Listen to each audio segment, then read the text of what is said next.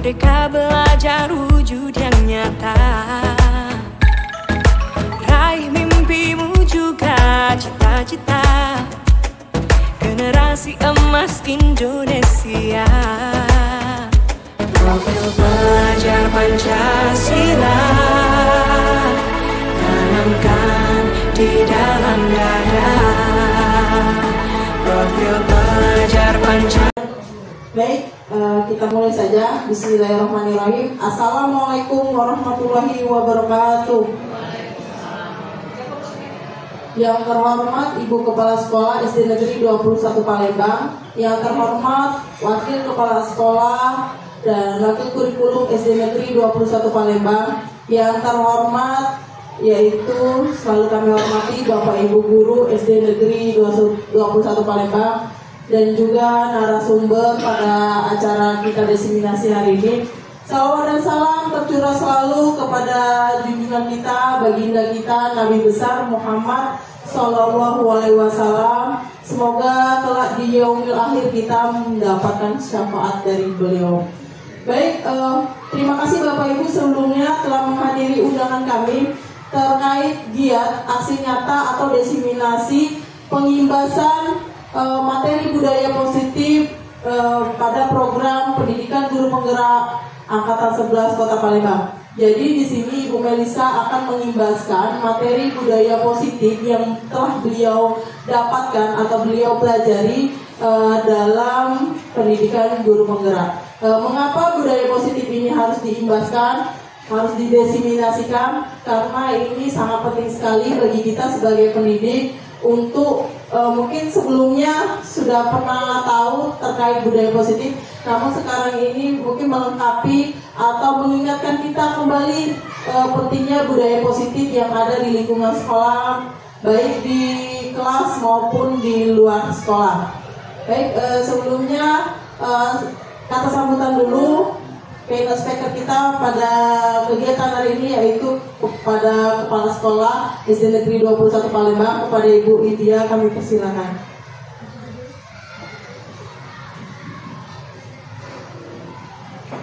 Terima kasih sudah diberi kesempatan untuk menyampaikan kata sambutan. Kegiatan hari ini benar-benar sebetulnya sudah terencana, namun meskipun belum maksimal ya. Ini kan namanya guru penggerak kita ini orang baru ya, perempuan ya. Jadi kita buka dulu. Assalamualaikum warahmatullahi wabarakatuh.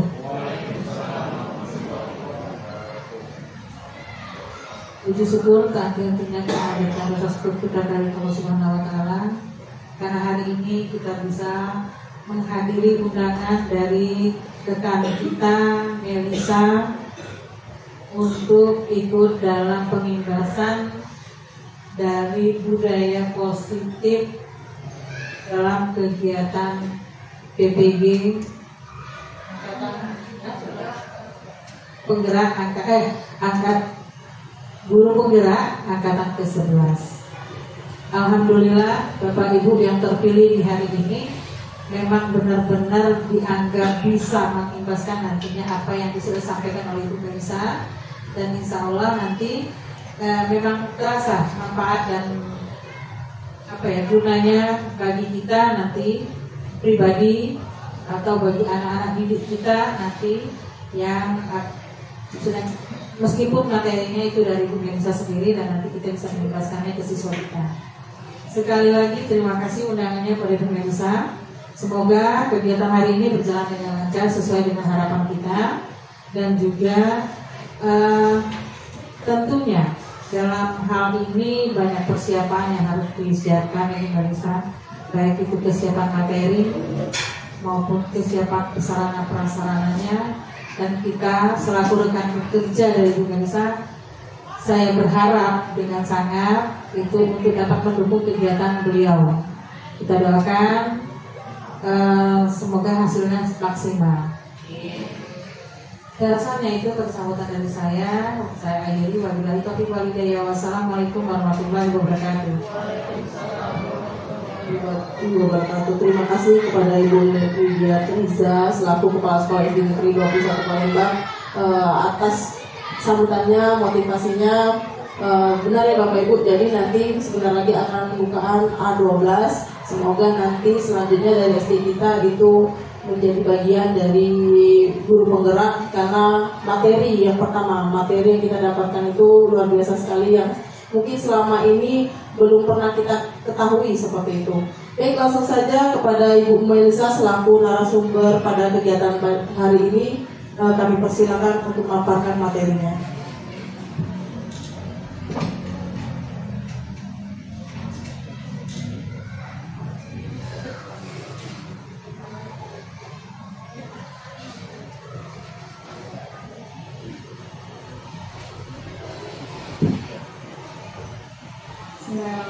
Izin ya Bapak Ibu Guru ya, anak kepala sekolah. Di sini kami hanya membagikan ilmu, bukan berarti kami yang lebih baik dari Bapak Ibu Guru. Yang pasti Bapak Ibu Guru yang senior atau punya ilmu yang lebih banyak dari saya pun mungkin udah tahu ataupun lebih banyak dari saya. Di sini hanya untuk berbagi. Izin Bapak Ibu ya. Pertama-tama kegiatan kita hari ini yaitu aksi nyata diseminasi budaya positif untuk di SD kita, SD Negeri 21 Palembang. Nah, sebelum kita mulai, saya minta Bapak Ibu tuh untuk senyum dahulu 30 detik ya. Apa tujuannya? Agar kegiatan hari ini tuh menyenangkan. Ya. Kenapa harus dihitung? Biar lama. Ya, waktu senyumnya. Ya, senyum kita mulai.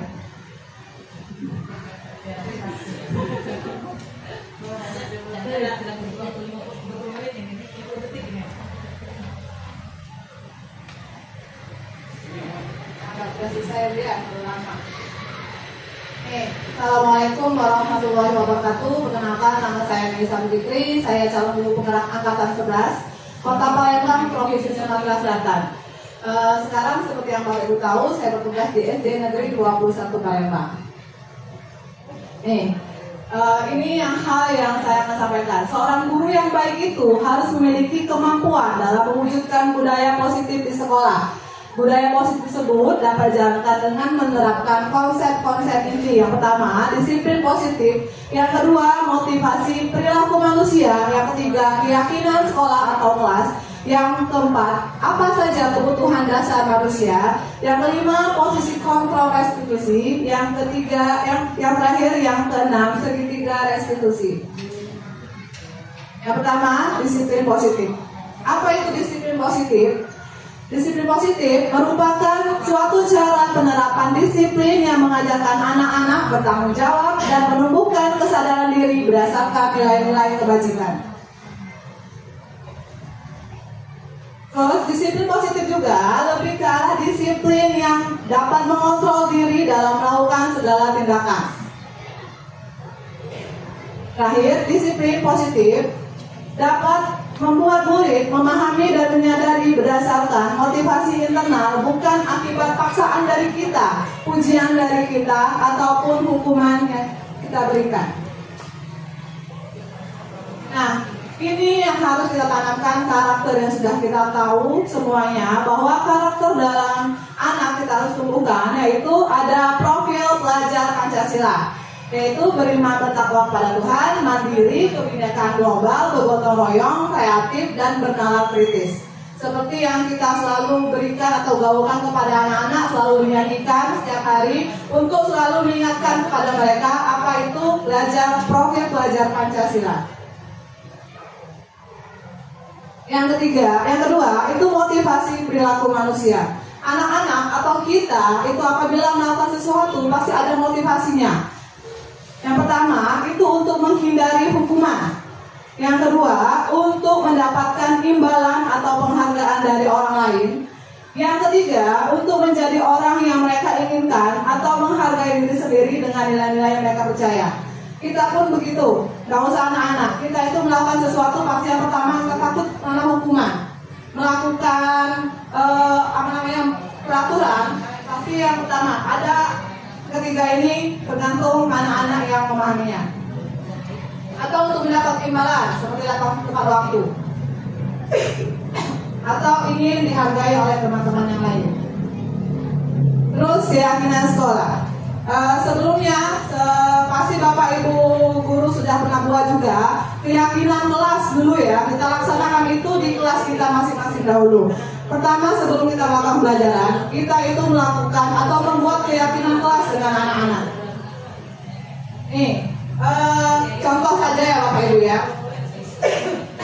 Guru berperan dalam mewujudkan terbentuknya keyakinan kelas atau sekolah dengan adanya kesepakatan guru dengan murid.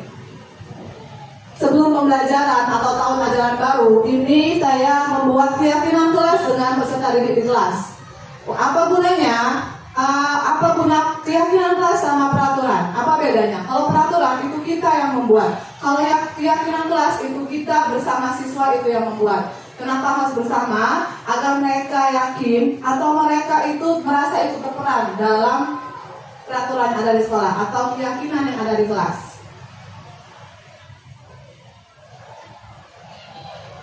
Terus bagaimana keyakinan kelas itu dibuat? Keyakinan sekolah atau kelas itu berupa pertanyaan-pertanyaan universal yang mudah diingat dan dipahami dan harus diterapkan di lingkungan sekolah.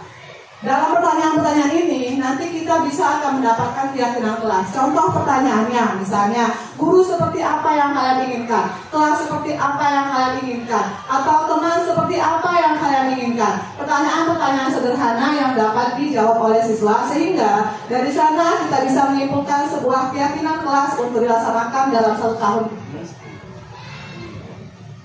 Berikut adalah contoh keyakinan kelas yang dibuat di kelas 6. Ini pertanyaan-pertanyaan dijawab oleh siswa. Di sini saya rangkum menjadi keyakinan kelas dari pernyataan-pernyataan siswa tersebut menjadi keyakinan kelas dengan menggunakan kalimat positif. Harus menggunakan kalimat positif karena biasanya anak itu kalau semakin dilarang, jangan, tidak, dia itu semakin melakukannya. Jadi harus menggunakan kalimat yang positif. Nah, ya, belum sudah SDK. Kita SDK dulu ya Bapak Ibu ya. Bapak Ibu mohon berdiri. Kita SDK dulu.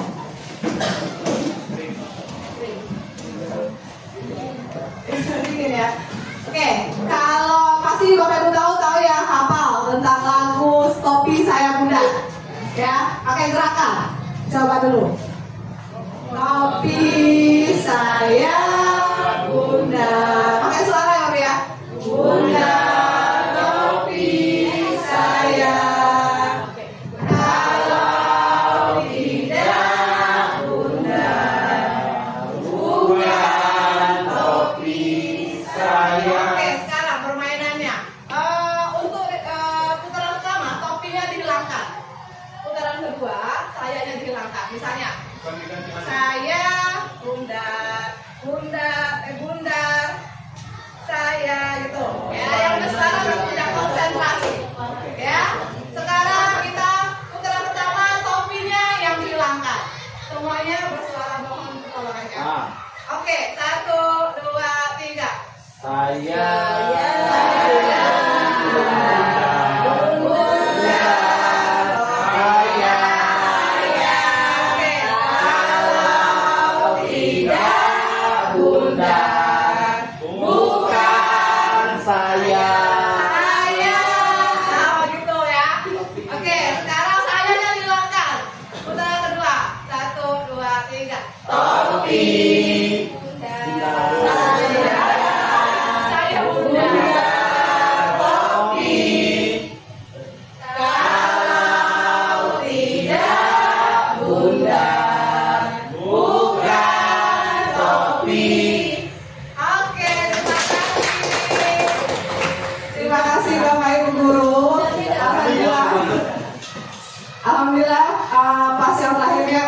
konsentrasi semua ya. Semoga ini bisa inspirasi untuk di kelas sebagai biar kelas kita tidak membosankan.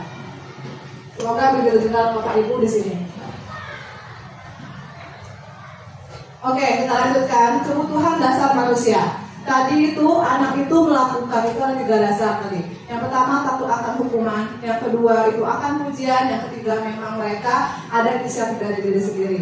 Terus yang ketiga itu kebutuhan dasar manusia. Apa saja sih kebutuhan dasar anak-anak? Nih, ya, ketika seorang murid melakukan suatu perbuatan yang bertentangan dengan nilai-nilai kebajikan atau melanggar peraturan, Hal itu sebenarnya dikarenakan mereka gagal memenuhi kebutuhan dasar mereka.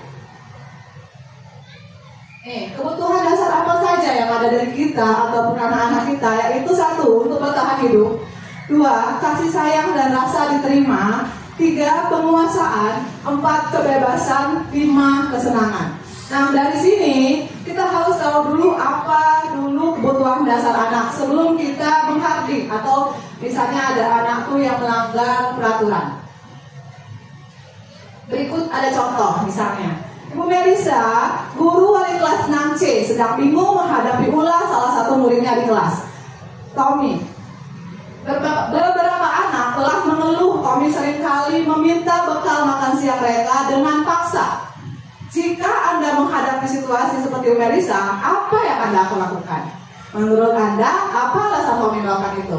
Oke, kami minta Bapak Ibu yang misalnya di situ ada di kelas Anda, ada anak, salah satu anak itu sering meminta makanan atau bekal temannya yang lain. Kira-kira Bapak Ibu apa yang akan lakukan? Terus kebutuhan dasar Tommy, kebutuhan dasar apa yang Tommy kehilangan atau yang butuhkan? Ya, boleh. Misalnya kalau misalnya itu di kelas hari ini. Oke, terima kasih Bu Melisa. Seandainya itu terjadi di kelas saya, tentu saya akan memanggil Tommy dan menanyakan kenapa dia berbuat sedemikian. Ya, kebutuhan dasar yang dialami Tommy itu mungkin perhatian mungkin yang dibutuhkan dia dari teman-temannya atau dari guru kelasnya. Itu saja, Bu. Ya, terima kasih Bapak. Oke, ya menurut Bapak Khalid tadi katanya kebutuhan dasar tadi perhatian, ya. Memang anak-anak kita itu kan macam-macam, ada yang kurang perhatian, dia itu sebagai tadi yang penguasa. Kita coba lihat ya. Nih alasannya, alasan Tommy itu bermacam-macam. Jadi kita tidak bisa langsung memarahinya. Ya, guru ini ternyata tidak boleh tiba-tiba marah. Alasannya kita dengar dulu. Yang pertama itu misalnya karena ia lapar dan orang tuanya tidak membawakan bekal makan siang, maka kebutuhan dasar yang sedang dipenuhi oleh Tommy adalah untuk bertahan hidup. Ada kemungkinan ya. Terus yang kedua, karena ia merasa senang temannya jadi memperhatikan dia. Ketika temannya melaporkan tindakannya kepada guru dan gurunya memberitahu orang tua, sehingga orang tuanya jadi memperhatikan dia, maka kebutuhan dasar yang sedang dipenuhi Tommy adalah kasih sayang. Benar ya Bapak Ibu ya? Iya, ada macam-macam. Terus yang ketiga, karena temannya jadi takut dengan dia dan menuruti keinginannya, maka sebenarnya Tommy itu sedang berusaha memenuhi kebutuhan dasarnya kekuasaan. Terus yang keempat, karena ia merasa bosan dengan makanan yang dibawakan ibunya dari rumah, karena ibunya selalu membawakan bekal yang sama. Oleh karena itu, dia ingin mencoba makanan teman-temannya yang beraneka macam. Maka Tommy sedang berusaha memenuhi kebutuhannya kebebasan. Yang terakhir, ada kemungkinan lagi kebutuhannya.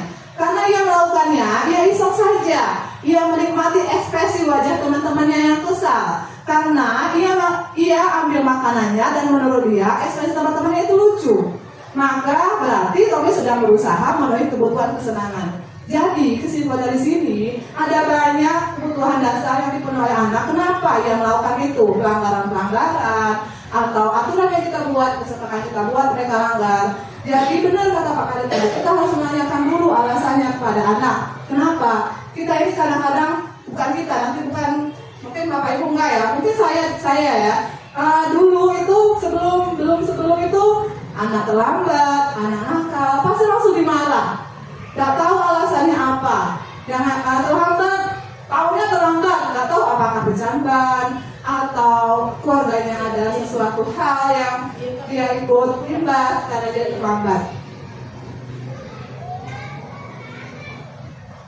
Nah, sekarang posisi kontrol. Nah, posisi kontrol ini kita sebagai guru, posisi kontrol kita sebagai apa? Ada 5 posisi kontrol kita kalau ada anak yang bermasalah atau biasanya kita menghadapinya seperti apa? Yang pertama, apakah kita sebagai penghukum? Yang kedua, apakah kita sebagai pembuat rasa bersalah? Yang ketiga, apakah kita sebagai teman kepada anak hanya sebagai pemantau atau manajer. Kira-kira Bapak Ibu mau guru yang seperti apa sih sekarang? Ya, sebagai apa Mbak Riri? Apa? Oke, sebagai teman. Ada lagi? Oke, sebagai teman. Ada lagi yang lain yang berbeda? Oke, kita lihat contoh ya. Apakah yang baik itu sebagai teman dengan anak? Nih, kasusnya ada seorang anak yang datang terlambat. Kita lihat videonya ya Bu ya.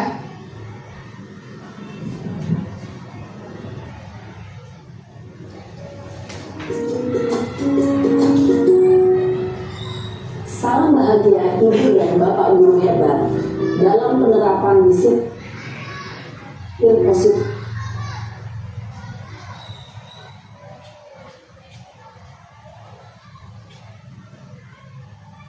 Oke, kita langsung buat masalah. Tadi yang pertama.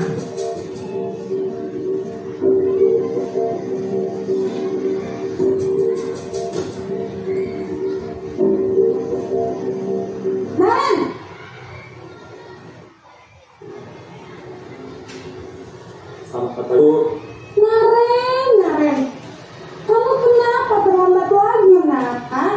Ya Tuhan, Naren, kamu senang ya bikin ibu susah ya? Kalau kamu terlambat lagi, nanti ibu yang ditegur bapak kepala sekolah, nak. Disangka ibu tidak bisa membina kamu. Duh, gimana ini? Maaf Bu. Duh, Gusti Naren, kamu suka ya kalau ibu ditegur bapak kepala sekolah? Terus, sekarang ibu harus tulis apa ini di buku absen? Ini kamu sudah sering terlambat loh. Ibu harus apa coba? Maaf Bu. Maaf sekali. Ya sudah, lain kali jangan bikin ibu susah lagi ya nak ya. Ibu tidak akan kuat lagi kalau kamu begini terus. Bisa jantungan kalau ibu tegur bapak kepala sekolah. Sana cepat kelas. Maaf ya Bu. Maaf sekali.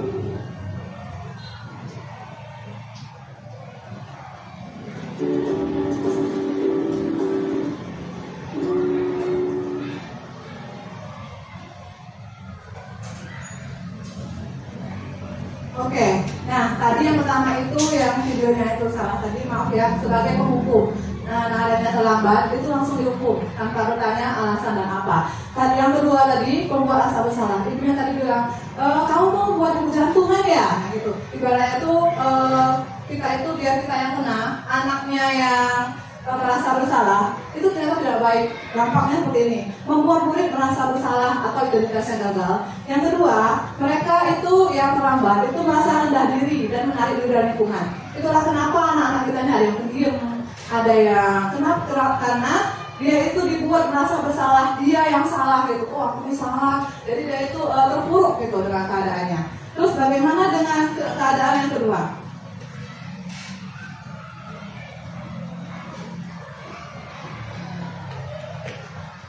Nih, yang kata Bapak Ibu tadi sebagai teman.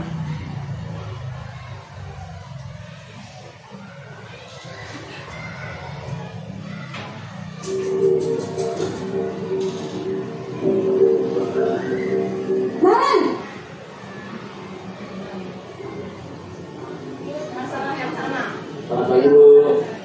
wah, sudah jam berapa ini nak? Terlambat lagi ya sayang. Iya Bu. Habis ibu saya lupa bangunkan saya Bu. Kamu malah menyalahkan ibu kamu.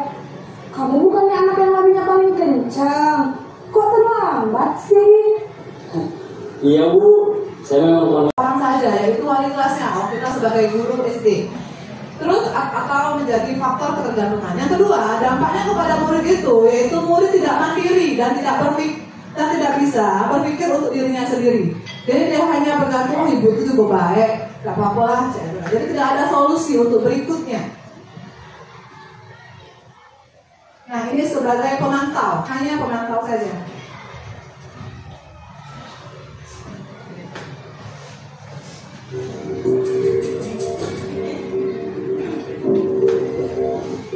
Naren,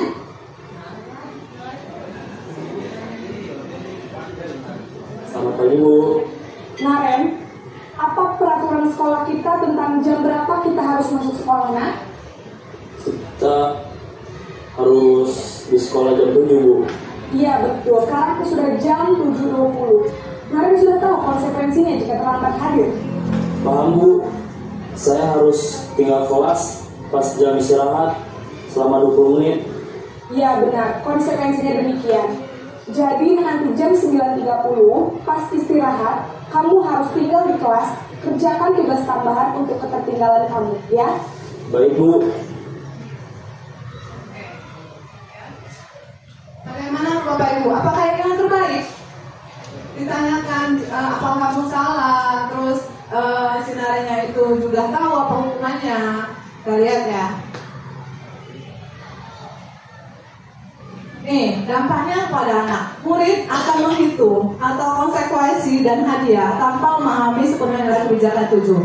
Dia, oh kalau saya terlambat saya dihukum. Misal, oh ini hadiah ya. Ternyata tidak juga boleh memberikan hadiah sebagai ini.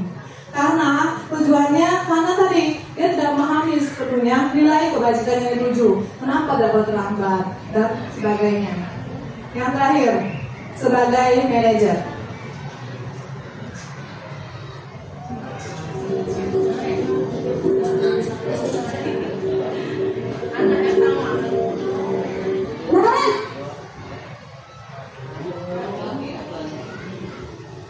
Selamat pagi, Bu.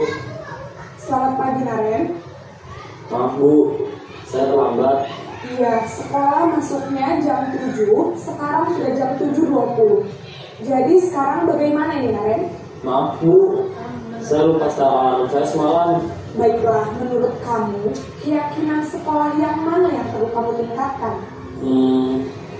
Menghargai diri sendiri dan orang lain, Bu. Setuju tuh. Jadi, apakah Naren meyakini perlu menghormati tersebut? Iya, Bu. Saya meyakininya.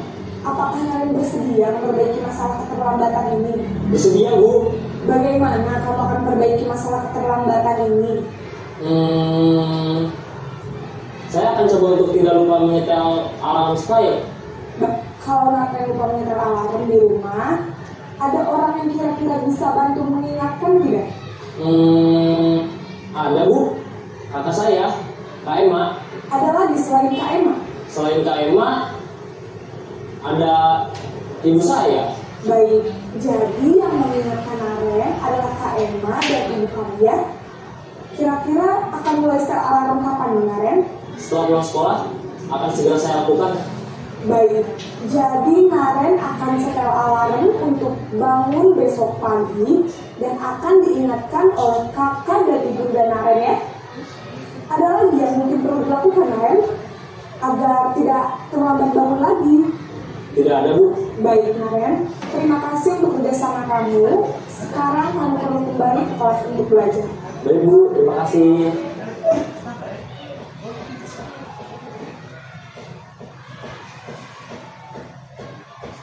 Oke, nah dari sini kita terlihat bahwa anaknya itu tidak langsung dihukum. Ditanya dulu apa ditanya keyakinan kelas kita. Dampak dari manajer yaitu anaknya menjadi mandiri. Kenapa mandiri? Tadi seperti yang kita lihat ya, dia tidak langsung saya ini apa terlibat keuangan atau gimana. Dia mencari solusi. Mandiri tadi ya, mencari solusi bagaimana dia tidak terlambat. Terus yang kedua, dampaknya murid menjadi percaya diri dan dapat menyelesaikan masalah. Dari sana, dia jadi percaya diri, oh berarti saya ini bisa loh menyelesaikan masalah saya sendiri, gitu. Ya, jadi dengan keyakinan kelas itu, dengan ibaratnya itu peraturan tanda kutip, bukan dibilang peraturan ya, keyakinan kelas, mereka bisa menjadi mandiri dan dapat menyelesaikan masalah mereka. Selanjutnya segitiga restitusi. Nah dari sana kita dapat menyelesaikan masalahnya itu dengan menggunakan segitiga restitusi. Tahapan-tahapannya yaitu menstabilkan identitas. Yang kedua, validasi tindakan yang salah. Yang ketiga, menanyakan keyakinan. Sama kayak yang Naren tadi, awal-awalnya itu ibunya menstabilkan sinarenya. Kita lihat dulu ya. Nih, menstabilkan identitas itu bagaimana sih kita sebagai guru? Menstabilkan identitas dilakukan berdasarkan prinsip bahwa membuat kesalahan adalah bagian proses pembelajaran yang nantinya akan menggeser identitas gagal menjadi identitas sukses. Bagaimana caranya? Ini Misalnya, nah berbuat salah itu memang manusiawi ya, nah tapi jangan diulangi gitu. Jangan merendahkan anaknya. Yang kedua, kata-katanya tidak ada manusia yang sempurna. Kita pasti bisa menyelesaikan masalah ini. Atau Bapak Ibu tidak dan lain sebagainya. Setelah kita menstabilkan identitas anak, terus kita validasi tindakan salah. Habis kita bilang, sebenarnya ibu ini tidak mencari yang salah, tidak mencari kesalahanmu. Sebenarnya kesalahan itu, kesalahan itu manusiawi. Tapi kita harus validasi kalau perbuatan itu salah. Yaitu salah satu yang dilakukan berdasarkan prinsip bahwa setiap perilaku berupaya memenuhi suatu kebutuhan tertentu. Sehingga guru atau orang tua akan bergeser dari pemikiran stimulus respon menjadi proaktif, serta akan lebih mengenali dan mengakui kebutuhan murid atau anak. Misalnya nanti kita ada suatu masalah di kelas kita bisa menanyakan, kamu pasti punya alasan mengapa melakukannya. Terus apa yang penting bagi kamu? Kamu boleh tetap berusaha menjaga sifat itu, tapi tambahkan sifat yang lain, itu misalnya nakal. Atau maukah kamu belajar dengan cara lain kalau mereka tuh bosan dengan cara pelajaran di kelas? Dan lain sebagainya, bagaimana kata-kata kita untuk memvalidasi kesalahan mereka. Terakhir dari dua tahap itu yaitu menanyakan keyakinan, sama kayak guru tadi sama benar ya.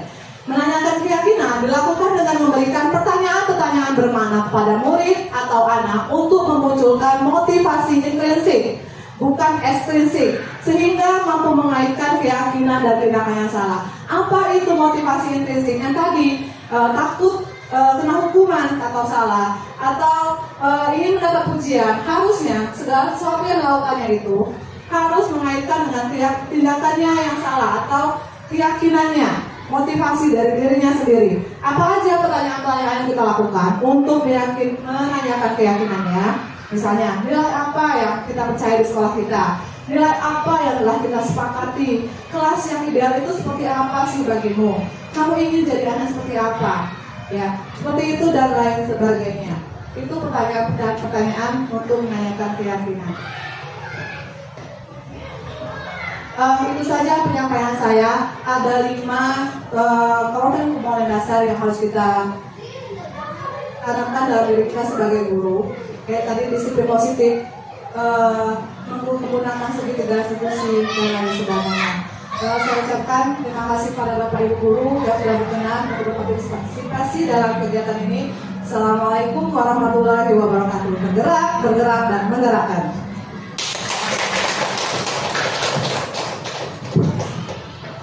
Alhamdulillahirrabbilalamin. Itulah tadi materi terkait budaya positif yang telah Ibu Melisa imbaskan kepada kita. Selanjutnya tanya jawab ya. Tanya jawab kan? Oke, bagi Bapak Ibu yang ingin bertanya terkait materi yang sudah dipaparkan, kami persilakan kepada Bapak Ibu SD 21 mungkin menanyakan kebutuhan dasar manusia tadi. Jadi intinya saya mengambil kesimpulan Bu Melisa. Jadi mungkin ketika anak kita tantrum, ketika anak kita itu nangis tanpa sebab, atau dia tiba-tiba emosi, tiba-tiba dia usutlah pikiran hatinya, mungkin ada satu kebutuhan dia yang belum terpenuhi seperti itu. Mungkin tadi pagi dia dimarah dengan orang tuanya atau dengan gurunya, membuat hatinya galau, berarti ada satu kebutuhan yang tidak terpenuhi. Itu misalnya contohnya kebutuhan kasih sayang. Nah, jadi pasti ada sebab, pasti ada akibat. Nah, itu kita luruskan dulu untuk mengembalikan fokus anak tersebut. Baik Bapak Ibu, jika ada pertanyaan dari barisan 2, oke, silakan Pak kameramen.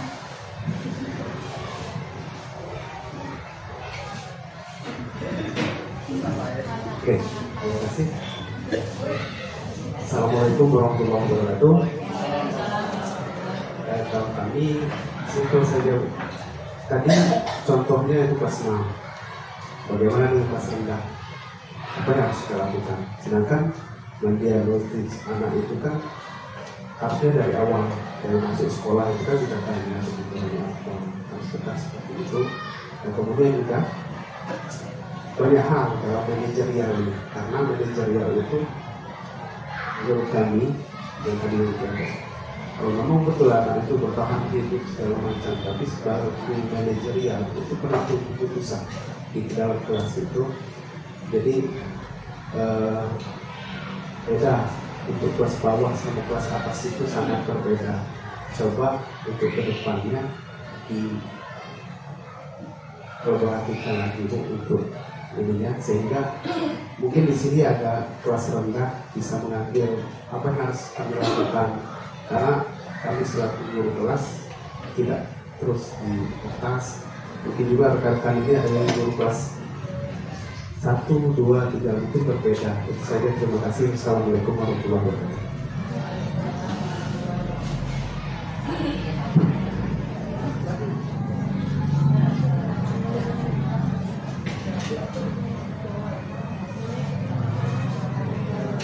Oke, terima kasih Bapak sebelumnya masukannya, nanti misalnya contohnya gitu ya Pak ya, untuk anak-anak kelas rendah. Dan ini materi ini sebenarnya bisa digunakan untuk seluruh anak. Yang tadi misalnya berbuat salah, terlambat, nangis misalnya. Kalau anak kelas 1 itu biasanya nggak mau masuk gitu. Kita tanya dulu pelan-pelan anaknya, kenapa nggak mau masuk kayak gitu kan? Alasannya apa? Misalnya dia takut nggak ada mamanya. Berarti dia itu kan kurang kasih sayang. Gimana kita caranya? Kita sebagai guru itu mencari solusinya bagaimana biar anak itu bisa ditinggal dan tidak nangis lagi gitu. Jadi poin pertama kebutuhan dasarnya udah kita dapat. Oh berarti dia ini takut misalnya gitu. Atau misalnya ada si A itu mau ganggu temennya terus itu. Katanya kenapa sih nak? Kan tadi ada kebutuhan dasar tuh dia itu penguasa. Jadi dia tuh atau misalnya kok lucu ya Bu, nengok kawan tuh nangis ya kan, ada kesenangan tersendiri. Nah berarti kan satu materinya kebutuhan dasarnya udah tahu. Nah dari situ kita baru menggunakan segitiga diskusi tadi. Kita tanyakan dari awal kita masuk udah tahu, nah kelas kita ini ya saling berteman dengan bahagia gitu. Jadi nggak ada yang bully-bully, nggak ada yang saling mengganggu. Jadi insya Allah Pak untuk kelas rendah juga bisa digunakan dengan cara kita yang berbeda. Kalau tadi kan kalau yang ada tadi dengan ibunya yang tegas, nanyanya yang gimana ya, yang langsung ke anaknya gitu, anak dari yang besar. Kalau anak kecil kan bisa kita menggunakan nada yang baik gitu untuk apa itu. Misalnya ditanyakan atau kita komunikasi juga dengan orang tuanya. Insya Allah materi ini bisa digunakan untuk kelas tinggi dan sampai rendah. Itu saja.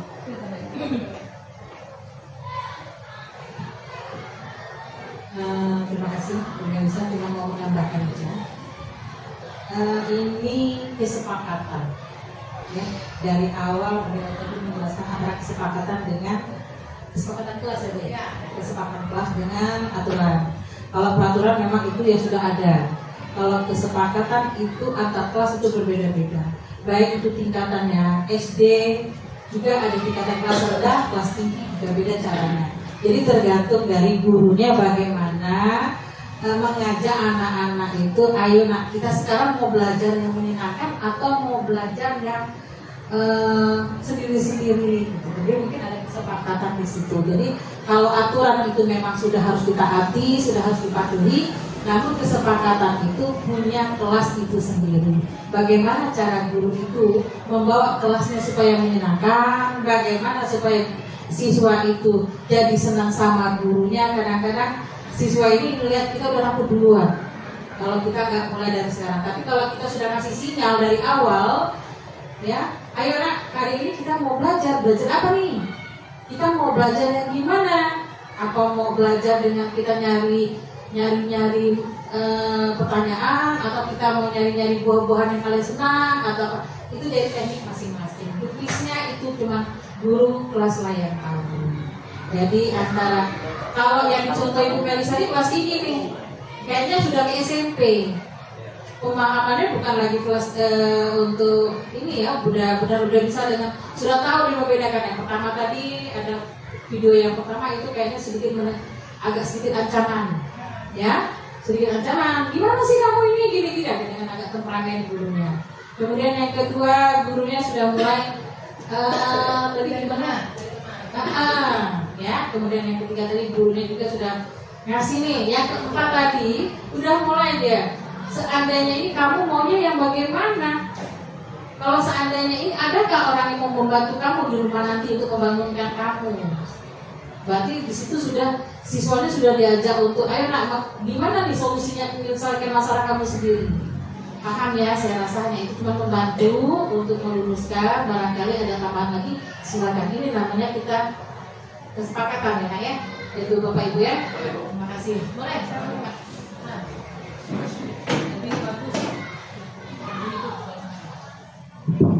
Bismillahirrahmanirrahim. Assalamualaikum warahmatullahi wabarakatuh. Izin Bu, selamat tadi Bu. Ya, acara tadi Bu dibuka. Jadi kami ini sepotong tadi dengar tadi ya. Kami ini kan sepotong, tapi berdasarkan pengalaman sebenarnya. Pengalaman Bu Indonesia, kami yang tua-tua di besar, yang sekian tahun mengabdi. Sebetulnya itu sudah anak-anak punya Bu. Karena anak itu kan pola berbeda. Kami yang tua-tua di besar, yang sekian tahun mengabdi. Sebetulnya itu sudah anak-anak punya Bu. Karena anak itu kan pola berbeda. Olah anak berbeda, ekonominya berbeda, status kasih sayang berbeda. Sebelum kita ngambil keputusan, ini pengalaman kami. Apalagi kami berolahraga ya. Pertama kami berolahraga, yang pernah jadi berolahraga, yang pernah jadi guru kelas Bu. Yang kami alami, ini fakta nih Bu. Kami bicara fakta yang kita alami di lapangan. Jadi tidak apa Bu. Anak 30 siswa dalam 12, pasti 30 berbeda. Ada anak yang detegrasi bermacam berat, bisa. Ada anak yang dikasih sayang, dia 30 itu analisa. Oh anak ini dapat integrasi ini. Surya kalau bahasa ngomong ranau singgung segala macam. Kita baca ini anak-anak ini. Oh anak ini kalau dia dapat tidak jadi ini. Sedikit ini ya, kalau tidak jadi apa kan? Sedikit baca. Jadi karakter anak untuk menggerakkan perilaku anak berubah itu Malisa. Pengalaman kami yang sudah sekian tadi lihat karakter anak. Karena anak itu berbeda tadi, berbeda latar belakang, berbeda pendidikan untuk berbeda bahkan berbeda kasih sayang Bu. Kasih sayang. Terjadi konflik dengan anak-anak, ngaku anak itu kalah ini. Oh ternyata di rumahnya, maaf, kumpulnya bisa misalnya. Tidak, untuk bisa terjadi lah kasih sayang yang berubah. Ini akan menjadi perhatian di sekolah. Apa yang ingin kami jadi perhatian gitu? Kalah segala macam dia jadi perhatian, kan ingin mencari perhatian ini. Nah tadi kesimpulan tadi Bu, kami tadi kita pelajari dulu karakter anak, salah satu kuncinya. Pelajari karakter anak, pelajari latar belakang anak sebelum kita mengambil suatu kesimpulan di diri. Bisa jadi masalah, kita jadi masalah. Kalau pribadi kami pribadi, aku pernah lembut pada anak-anak. Ya Bu, kadang juga Bu, anak ini tidak bisa dicari lembut, kasihan dia di masa depan dia dihancur nih. Perlu gitu Bu. Kalau zaman dulu, hamdan hati, kasarnya ya. Lalu kita tidak akan supaya anak ini berubah. Kan kasihan dia orang tua yang terhentikan kita ke sekolah, ingin anak tadi ternyata di sekolah. Itu juga dia ambil, mengabaikan dia untuk tidak maju. Nah jadi kesimpulan dari kami Bu ya, langsung baca karakter Bu. Kita baca sama Bu, satu sampai 6 ke bahkan SMA ya. Sebelum mengambil kesimpulan, baca dulu karakter anak, baca dulu kemampuan anak, baca dulu situasi ekonomi. Baca dulu situasi dalam suatu rumah tangga. Demikian pun sekedar masukan dari kami, itu adalah pengalaman-pengalaman yang pernah kami lakukan yang pernah kami terima di ngajar. Terima kasih. Assalamualaikum warahmatullahi wabarakatuh. Ya Bapak Ibu ya, atau bahasa kita yang kita bahas tadi karakter mata Bapak tadi itu kebutuhan dasarnya apa? Dari kebutuhan dasar yang saya dulu, baru kita tergantung kita tadi yang kata Ibu tadi. Bagaimana kita akan mencapai anak itu, asal kita tahu dulu pribadi bahasa itu penyakitnya itu apa. Iya. Terima kasih Pak Sam, terima kasih Bapak Ibu yang lainnya. Saya serahkan pada Warata. Baik Bapak Ibu, selanjutnya apakah ada yang mau ditanyakan lagi? Atau yang kurang jelas? Atau memang ada materi yang belum dipahami bisa disampaikan? Mana? Sudah? Oke, baik. Baik. Terima kasih Bapak Ibu. Kalau tidak ada lagi yang mengajukan pertanyaan, maka dengan berakhirnya paparan dari Ibu Melisa tadi, Baik, sudah kegiatan pengimbasan dari Bu Melisa. Kita doakan juga semoga Ibu Melisa sampai tahap akhir diberikan kemudahan dalam menyelesaikan pendidikan guru penggerak angkatan 11. Nanti setelah ini ada satu lagi pengimbasan, itu di modul berapa nanti kita akan minta tolong kembali kepada Bapak Ibu untuk kerjasamanya, dan insya Allah kalau kita membantu Bapak Ibu ya akan dimudahkan juga urusan kita. Itu saja dari kami selaku moderator. Mohon maaf jika ada salah kata maupun perbuatan. Dengan kita akhiri dengan mengucap hamdalah. Alhamdulillahirrahmanirrahim. Itu saja Bapak Ibu. Wassalamualaikum warahmatullahi wabarakatuh.